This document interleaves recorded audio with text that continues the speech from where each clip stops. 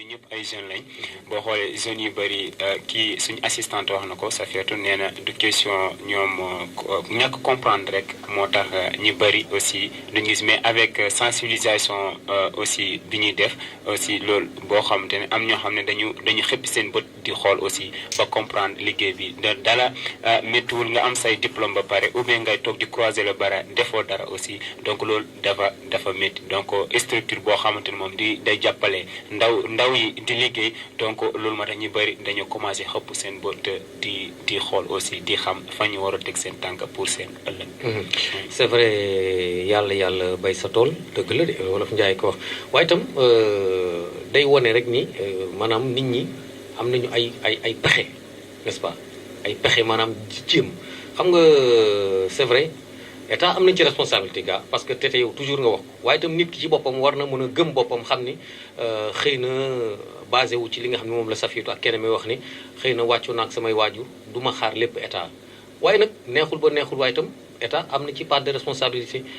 ma laajaat question bi di dellu si waat mooy boobu ba léegi est-ce que gis nga ci sa bopp ci li ngay def ci politique bi nga xam ni état tëral na ko ci liggéey ndaw yi tete. waaw en fait man dañuy li may fàtte wax rek. si nga man pour man BGVTA bi. dafa jóg pour jéem a andi contribution ak état bi. gunge état. waaw parce que bu fekkente ne ñoom dañuy toog di xaar état bi rek ci wàllu xëy. kon ñun ñëpp dañuy pêcher parce que dëkk boo dem c'est pas que damay plaider état yu concert quoi mais dëkk boo dem lu ni mel ci wàllu xëy day nekk jafe-jafe mais comme ni ma ko waxoon la fois passée c'est-à-dire que il faut que les PME ñoom ñooy créer emploi les petites et moyennes entreprises ñoom ñooy koy développer te état bi moom je crois très bien que moom li mu war a def mooy xàll ay yoon ngir ñu mën a créer ay liggéey man je crois que loolu mooy jumtukaayam alors moo tax aussi man du ma nekk di clash état mais man toujours je me suis dit man maa war a jóg kenn ku jóg ci biir BGVTA bi jóg di jéem a apporter dara pour état bi moo tax ndaw bu nekk entrepreneur nga si ñun te la preuve tey jëlee ndaw yi ak lim gi takku ji nga xam te ni tàggat nañ leen ba tey ñu yore seen fi bopp mënuñ ñu ko fi lim bëri nañ mais ñoo ñëpp xaar ñu kenn si état bi ba léegi nag amagul jéego bi nga xam te ni tey état bi nee nañu kat yéen naa leen defal tel faveur gisuguñ gis ñoom tàllaluñ suñu loxo tamit ci loolu ci ñoom tamit parce que tamit ñun dañu jóg nii nañ jóg def dara xëy na nag bu ñu nee ba jimi jamono état bi gisee nag forme bi ñu jël ak taxawaay bi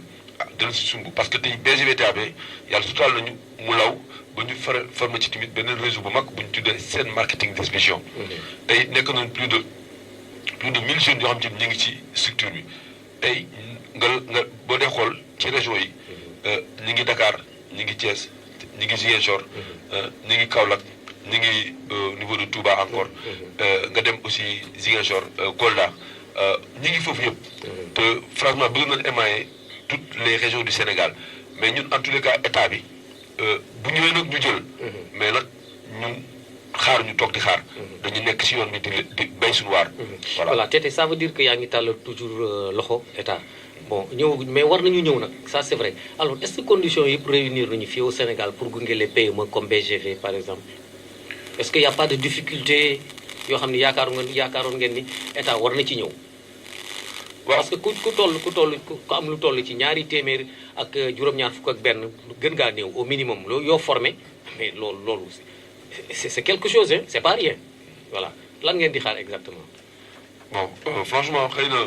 bu doon li ñuy xaar ci état bi dara mën nañu accompagner ci yenn aspects yi ok am na yoo xam te ni buñ ci toogoon ak ñoom xëy na mënuñu ko étaler fii mais buñ ñu woowoon toog ci ñu waxtaan ci ñoom am na yoo xam te ni ñoom buñ ci jàppee dana gën a yombalal xëy ndaw ñi bu baax ndax kon li ma wax rek ñoom problème bu mag bi nga xam te ni ñoom remarqué nañ ko mooy beaucoup de jeunes ne sont pas amuñu formation alors que ñun suñu point fort mooy lu ñu gën a focaliser wu mooy aspect formation ñun dañ lay former tàggat la ci ba pare jox la nga liggéeyal en même temps kon bu ñu état bi jegee rek wala ubbi ñu ay buntam ñun buñ ko wan ne tamit suñuy bunt woon ko ñun tëjuñu dara kon su boobaa tamit mën na def lu bëri ak ñoom ak état bi incha allah te su boobaa xëy ndaw yi dana gën a mën a yokk ak jàmm incha allah rabbi xëy na nag fii war pour nga song état bi wala ñu ñëw taxaw jàppale la faaw nga def politique bon xëy na nag ñun nekkuñu ay politique loolu nag xëy na day ànd blocage ba moo tax ñun tamit xaaruñu ci ñoom lenn lu dul rek bay suñu waar dem mais xam nañ ni un jour aussi ñoom du ñàkk tamit ñu soxla ñun li ñuy def ngir ñu mën a ànd defaraat suñu liggéey incha allah en rabbi tout cas daal yéen a ngi te ku ñëw fekk leen ci. man ko voilà c'est important waaw parce que wax nga tam léegi Tété balaa muy dellu soit suñu gan yi que BGV yamul ci benn dëkk rek xam nga am na Thiès am na Dakar yaa ngi wax Guédiawaye Kaolack bon bu ci nekk ak say particularité ci dëkk yi ci wàllu emploi donc gëm nga ni ndaw ya nga fa yóbbu ku ci nekk li nga ko sas dana ko def. waaw loolu ñu ngi sant yàlla bu baax. parce que tamit agence yi ñuy ubbi dafa yóbbu ay ndaw ñu koy yore ñun ñoo leen di tàggat ba pare. te ñun bu ñu leen tàggat dañ leen saytu bu baax tàggat la ba pare après am tamit yu ñu gën a suñu ay références yu ñu xoolee ci wàllu valeur te il faut nga nekk un entrepreneur d'argent déjà mais nga jub nga dëggu am lépp lu nga xam ci soxla nañ ko ci wàllu valeur nga làmboo ko su ko defee tamit ñun suñu yaakaar gën a yokk ci yow. là su boobaa ñu mën na bàyyi nga dem def la sa développement léegi tamit ñoom tamit lu ñu def ci ñoom it loolu la ñu ko di ko def si yeneen ndaw ba moo tax affaire bi tey Thiès ñu ngi commencé yaatu ba ñu yaatal sax yóbbul Kaolack waaye tamit ci yeneen gox yi ñu ngi fi tamit yeneen régions yi ñu ngi fa te li ñuy yaakaar ci ndaw yi pour le moment te ñu formé leen suñu yaakaar tasagul ci ñooñu te yàlla mu tas incha allah. waaw Safiatou yow fan nga jógee Guédiawaye. man maa ngi jógee R100. R100 Thiès. donc mosoo dem beneen dëkk bu dul Thiès. man Thiès laa nekk. Thiès nga nekk Keneme fan nga nekk. Thiès R100 donc yéen ñaar ñëpp yéen a bokk gox yoo leen nekk lan mooy défi bi foofu par rapport ak implantation BGV TAB surtout si diwaanu Thiès Keneme waaw. waaw suñu défi ci diwaanu Thiès. donc BGV TAB fii ci Thiès donc suñu défi mooy c'est tout simplement mooy ñu dem ba conscientiser jeunes Thiessois yëpp. aussi boo xamante ni di xëpp seen bët xool xam fu ñu war a teg seen tànk ëllëg. bañ a xaar ci kenn mooy ci waajur yi mooy aussi ci état bi aussi kenn ku nekk suñu gérant wax na ko mooy fii dañ lay tàggat donc dañ lay former pour en tant que suba aussi nga mën a moomal sa bopp c'est-à-dire un entrepreneur xam nga boo xoolee tey entrepreneur mooy nit koo xamante ni day entreprendre donc day entreprendre ci lépp nag ci sa àdduna ci lépp nag ci xaal ci lépp da nga koy entreprendre mais bañ a xaar ci kenn donc loolu mooy suñu défi fii ci Thiès aussi ci diwaan Thiès moom. loolu mooy suñu défi booy conscientiser les zones thiessois ñu xippi seen bët di xool aussi di xam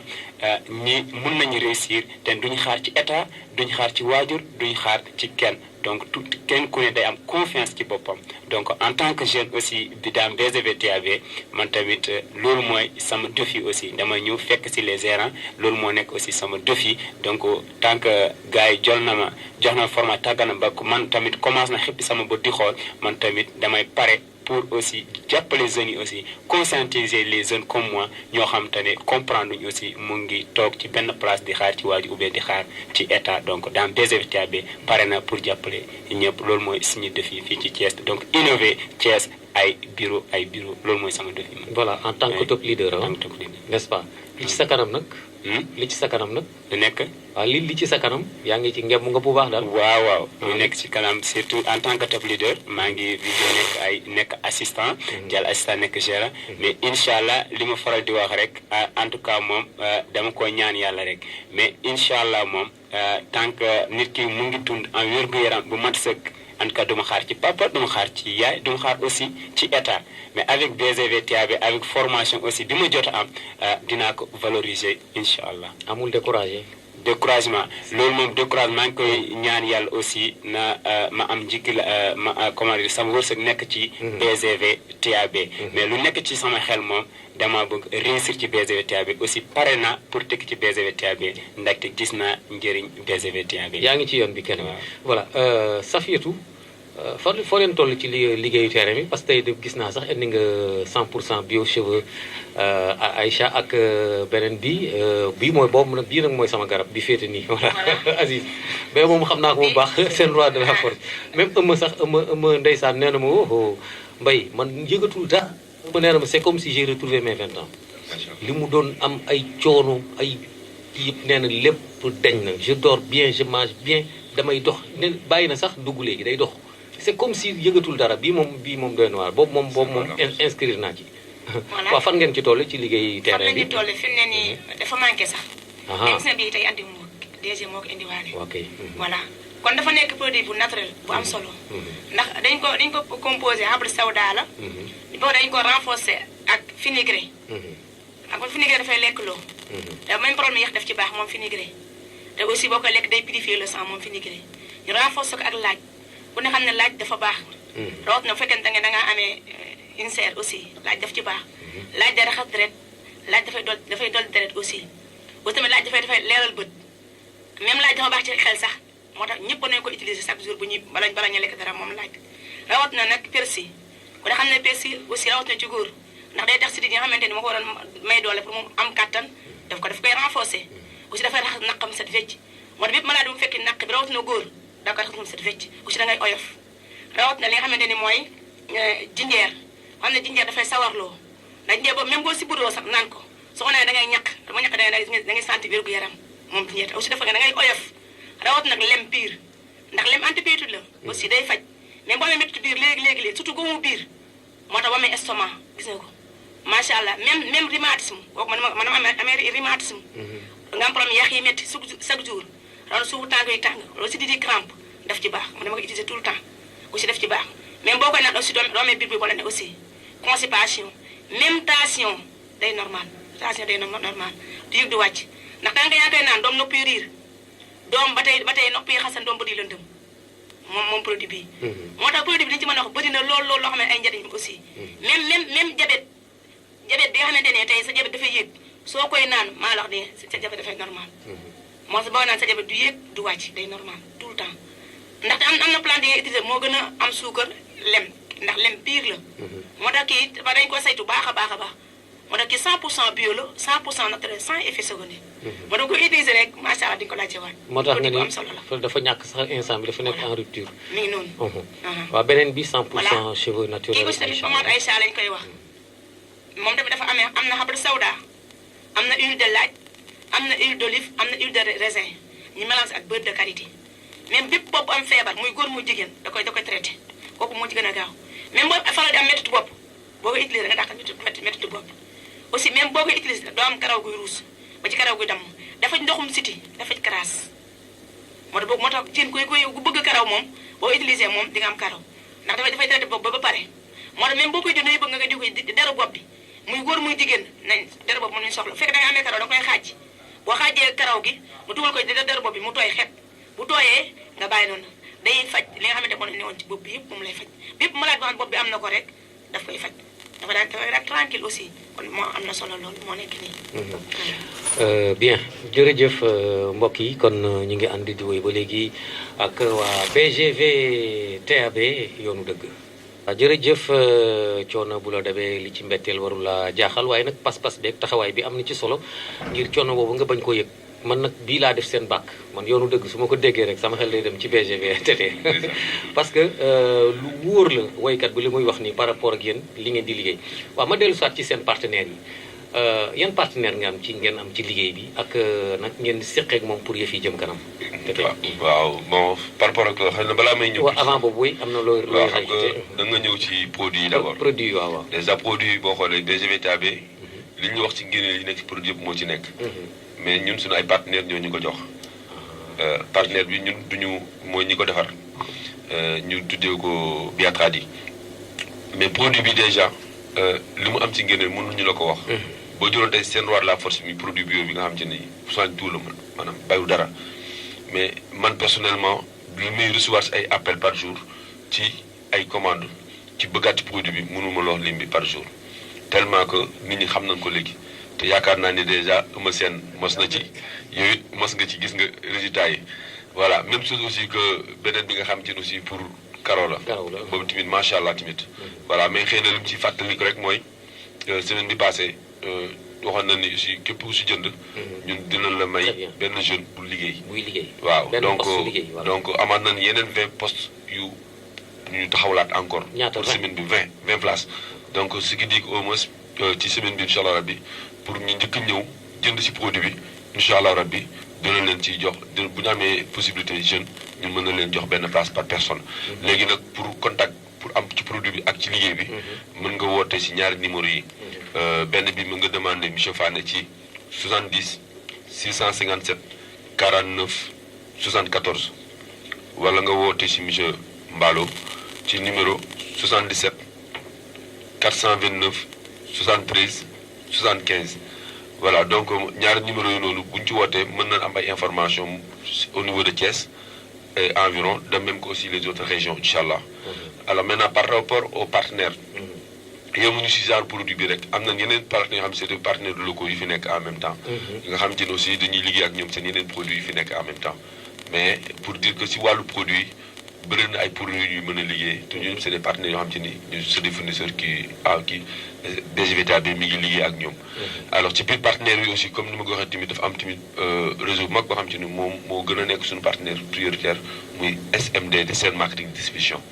voilà du coup ñooñu bokk na suñu ay partenaires du ñuy liggéeyal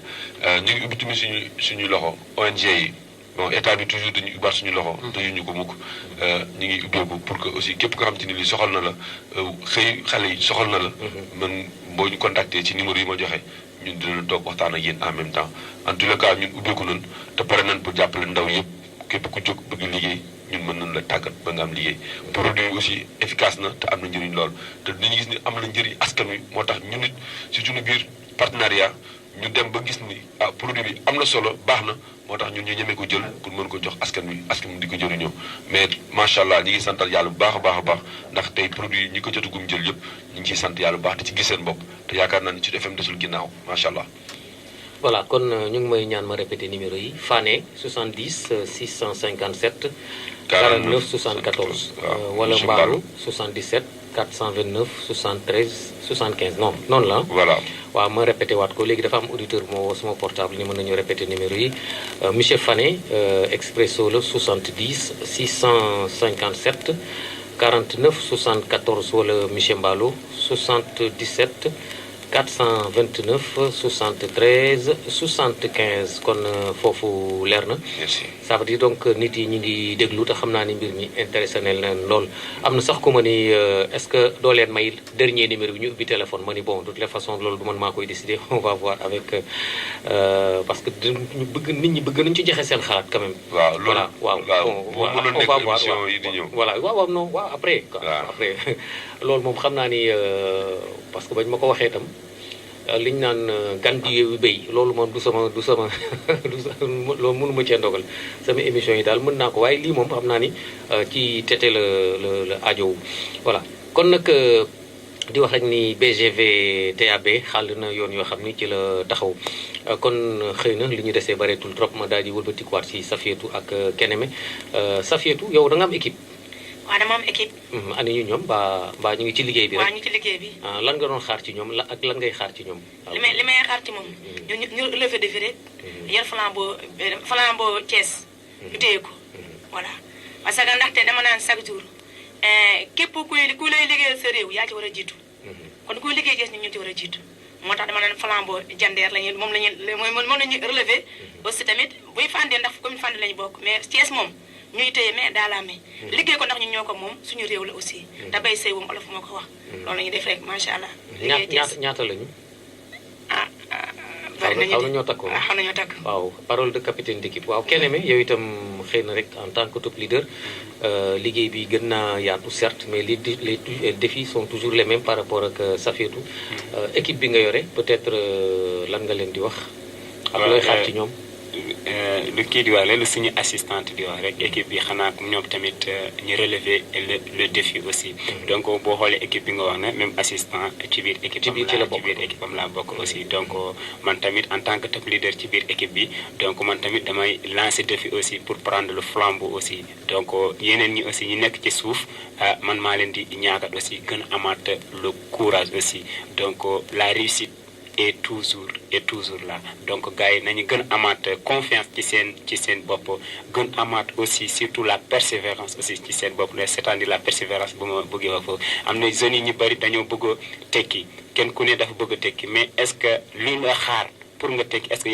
da nga koy def c'est tout simplement la persévérance est-ce que da ngay xuus jàll bu méttee est-ce que da ngay toog c'est tout simplement saa su ne bu ñu xëyee saa su ne da nga koy ñaax ci éléments yi toujours amaat espoir éléments yi amaat espoir ci seen bopp aussi xam nga nit boo demee ba am espoir rek jeex na dara du la yëngal da nga am moral boo xamante ne moral de bulldozer kenn du la yëngal mais c'est tout simplement man tamit assistant yi c'est vrai ñu ngi fi aussi ci biir assistant bi ci biir équipe am laa nekk man tamit comment dire dama moom elle a fait c'est tout simplement un très bon travail ba yàlla def ko mu nekk assistant ñun tamit foofu la ñu bëgg moom tamit toogu ci benn place aussi mu ngi ñaaxal chaque jour di ma ñaaxal man tamit ma wàccee ko ci éléments yi di leen jox un grand courage di am courage boo xamante ne pour ñi liggéey di amaat confiance ci seen bopp amaat espoir ci boppam xam ne mbir bi ci BGV TAB la donc loolu kese. voilà jërëjëf kon defe naa ni Wolof Njaay nee na lu duuf ci nag bi xajul ci cin li kon nag yoon bu jeexul waaxu su li jeex wala fa ko wax xanaa rek ma bàyyi kilifa gi mu tàggoo Tété peut-être lan ngay teg ci loxo déglukat yi dese nañu nag ay xàll mais joxe nga kàddu ni du ñàkk ci émission yi mujj yi ñu ubbi téléphone bi. waaw jërëjëf loolu moom incha allah rabi dinañ si bàyyi xel ndax buñ ko ubbee dana gën a yaatu. waaw di gën a encouragé agent yi nga xam ci tey ñu ngi ñuy déglu au niveau de Thiès ak ñi nekkul Thiès tamit yëpp tout le personnel de BGV TAB et de SMD di leen gën a ñaax di leen wax ne fi ñu téye foofu la nañ gën a renforcer on a deux objectifs aussi te bëgg nañ ku si nekk tamit nga réussir sa objectif ba atteindre ko ak jàmm incha allah loolu nag liggéey rek moo ñu koy may du caaxaan di wax ni aussi ñi ngi remercier ñi nga xam te ni mboolem ñi ñuy déglu surtout kilifa yi tamit mais delluwaat samay kàddu rek ci kilifa gi ñuy ñàkk muy maam Abdou Aziz Ndiéguène si bàyyiwaat xel bu baax tamit di ko ñi ngi waajal bésam pour def ci li war waaye ñi ngi bokk tiis bi bu baax a baax waaye tamit di rafetlu émission bi baax di remercier tout le personnel de Sud FM gis nañ seen liggéey bi ak xarit bi ngeen àndal tamit en même temps et Sinocom TV di waxaat encore salaamaaleykum wa rahmatulahi taala wa barakaatu leen joxaat rendez-vous bientôt incha allah. tabax seen ëllëg ak BGV TAB bureau à grande vitesse travail application business.